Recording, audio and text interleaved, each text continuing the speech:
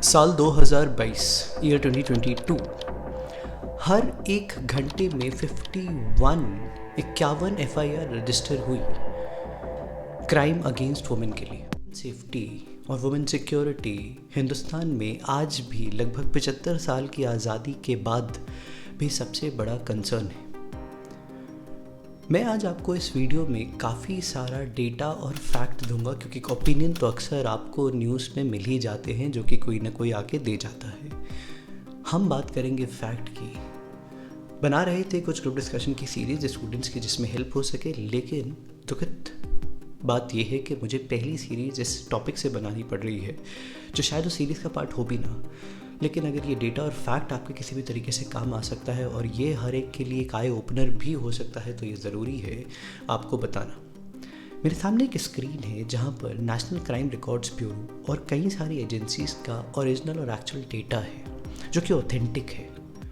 नमस्कार, मेरा नाम है चेतन और शुरू करते हैं आज इस वीडियो की एक आई ओपनर की, जिसमें सिर्फ डेटा और फैक्ट को हम ज़्यादा देखेंगे और प्रायोरिटाइज करेंगे रादर देन सिर्फ आपके और मेरे ओपिनियन हो।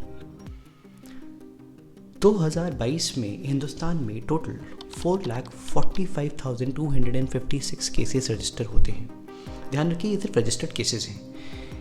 इसके अलावा ऐसे भी ज़रूर होंगे जो रजिस्टर नहीं हुए होंगे। इसका मतलब ये कि हर एक घंटे में लगभग 51 एफआईआर रजिस्टर हुई जब हमने इसको कैलकुलेट किया। ये बहुत ही इंटरेस्टिंग तो नहीं है, लेकिन ये बहुत ही क्रिटिकल डेटा है। इसको इंटरेस्टिंग बोलना ही गलत होगा। मैं आपको कुछ और इंटरेस्टिंग चीज़ें बताता हूँ। 2022 का जो डेटा है 2021 से अगर आप इसे कंपेयर करेंगे तो ये 4% ज़्यादा है, यानी कि 4% क्राइम बढ़ा। तो हमने कुछ पुरानी रिपोर्ट्स को भी चेक किया जिसमें पता चला कि ये रेगुलरली 3.7 to 4.2% बढ़ रहा है हर साल। 2023 का डेटा हमें ज़्यादा नहीं मिल पाया, तो उस पर अभी मैं कमेंट भी नहीं करूँगा। अब मैं आपको कुछ इंटरेस्टिंग डेटा और बताता हूँ।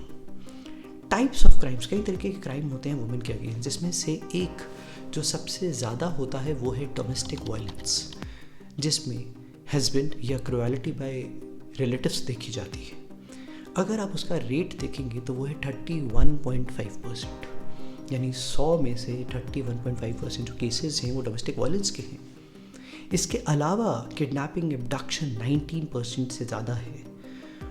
उसके अलावा रेप जैसे केसेस भी 7 से 8% का एवरेज परसेंटेज रखते हैं according to National Crime Records Bureau. ये डेटा मैं अपनी तरफ से नहीं दे रहा हूँ, मैं ओपिनियन पे तो जाता ही नहीं हूँ। मुझे चाहिए कि आप एक्चुअल डेटा को देख लीजिए, क्योंकि इंटरनेट ओपिनियन से भरा हुआ है। जब तक आप डेटा नहीं देखेंगे तो आपको रियल पिक्चर पता ही नहीं चलेगी। अगर मैं आपको कुछ और इंटरेस्टिंग डेटा बताऊँ, आप उस देश में रहते हैं जहाँ हम बात कर रहे हैं इस देश को डेवलप्ड कंट्री बनाने का। देखिए, मैं ये नहीं कह रहा हूँ कि डेवलप्ड कंट्रीज़ में ऐसा नहीं होता, लेकिन द पॉइंट और द फैक्ट इज इंडिया में आज in every 15 minutes 1 women gets raped. एक वुमेन का रेप हो जाता है हर 15 मिनट के अंदर। ये नहीं अचीव करना था हमें 75 साल बाद। मैं आपको कुछ और इंटरेस्टिंग डेटा देता हूँ, क्योंकि अब मैं इंटरेस्टिंग बोल रहा हूँ तो आपको शायद लगेगा कि ओ ये कैसे बोल रहा है। Delhi has the highest rate of crime against women. 14,247 cases हुए थे। और Uttar Pradesh has the highest number of cases which is 65,743। हमने कई सारे पॉलिसीज़ बना ली हैं, रूल्स बना लिए हैं। आपको भी पता है, आपने भी पढ़ा है कि भाई दिल्ली रेप केस हुआ था तो फिर हमने कुछ तरीके के एक्ट्स बनाए, हमने पॉस्को बनाया। मैं अपनी इस स्क्रीन पर भी कई सारे लीगल फ्रेमवर्क की बात करूँ, विशाखा गाइडलाइंस इशू करी। लेकिन ऑब्जेक्टिव ये है कि हमें सिर्फ और सिर्फ गाइडलाइंस नहीं बनानी है। जब तक रूल या लॉ का करेक्ट इम्प्लीमेंटेशन नहीं होता उसका कोई पर्पस ही नहीं रह जाता, उसकी कोई रेलेवेंस ही नहीं रह जाती।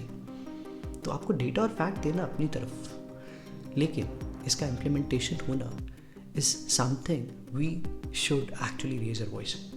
हमें ये आवाज़ तो उठानी ही पड़ती है, चाहे वो वीडियो से उठे। मैं बहुत छोटा सा एक कंटेंट क्रिएटर हूँ जो अभी हालांकि कुछ ही दिनों से स्टार्ट किया है, लेकिन मुझे हमेशा से लगता है कि ये कहीं ना कहीं एक कंसर्न है। तो अगले कुछ वीडियोस में हम कुछ और कंसर्न्स को देखेंगे। ग्रुप डिस्कशन के लिए जो आपके टॉपिक की सीरीज़ और वीडियोस है उसको मैं ज़रूर कंटिन्यू करूँगा कुछ नए वीडियोस के साथ। तो डोंट फॉरगेट टू सब्सक्राइब। मिलते हैं अगली वीडियो।